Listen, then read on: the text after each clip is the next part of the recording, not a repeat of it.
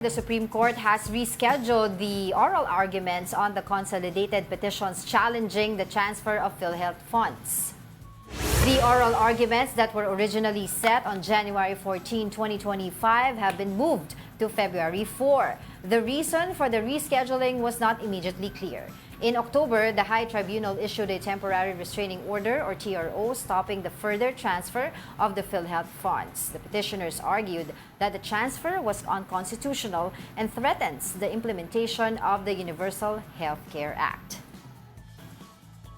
So, reschedule lang naman, there will still be oral arguments, pero in effect pa rin yung TRO. Kasi di ba nung una, pinag-usapan na rin natin yan dito, kung hindi pa nakita nung iba di ba, nagkaroon na pala ng transfer ng fund dun sa allegedly or supposedly unused funds ng PhilHealth. 20 billion was sent to National Treasury nung May and then 10 billion in August. Yung naka-TRO ngayon na supposedly itatransfer ulit sa National Treasury or ibabalik sa National Treasury would be 30 million by October and 29.9 billion by November. Yun yung dalawang yun na tranche, 2 tranches na yun. Supposedly, yan yung naka-TRO ngayon.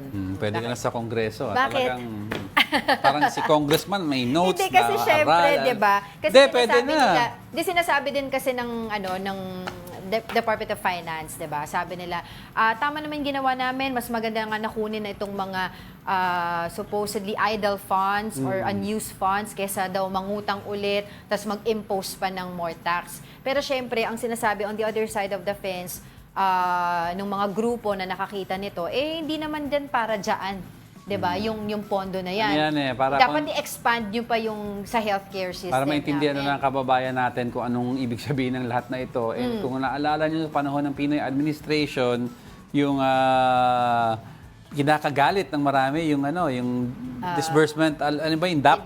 PDAF. PDAF scam na supposedly wala naman ninanakaw na pera. It's just that ginamit yung savings or additional income for other things na wala naman nakalaan sa initial budget ng Kongreso. So, bawal po kasi yun. Bawal yun. So, it's like, kunyari, Diego, sa household natin, binigyan mo ko ng budget, di ba, for Meralco, for water, for grocery.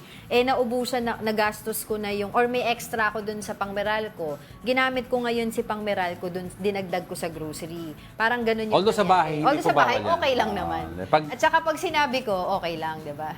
Hindi. Kunyari, sinabi mo, di ba, Meralco, hindi pa naman due date ng Meralco. Kapresyo ng Meralco ang isang, isang bill na babayaran mo. Hindi mo naman, imbis na itago mo yung pera para bayaran mo sa Meralco in the future. Parang ganun lang. Ginamit mo sa iba. Atin okay lang kasi household. Ito kasi hindi mo pwede gawin yun. Oo, pera ng bayan and may mga itemized budget tayo na nakalaan for that.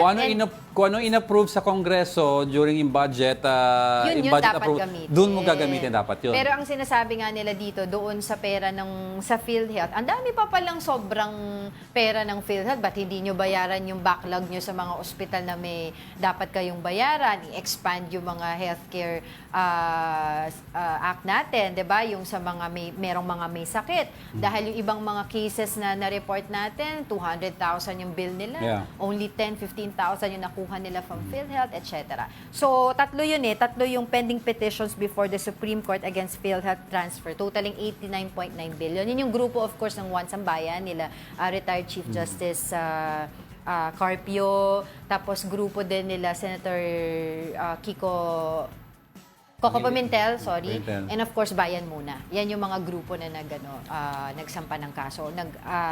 Nag-file ng petition sa Supreme Court.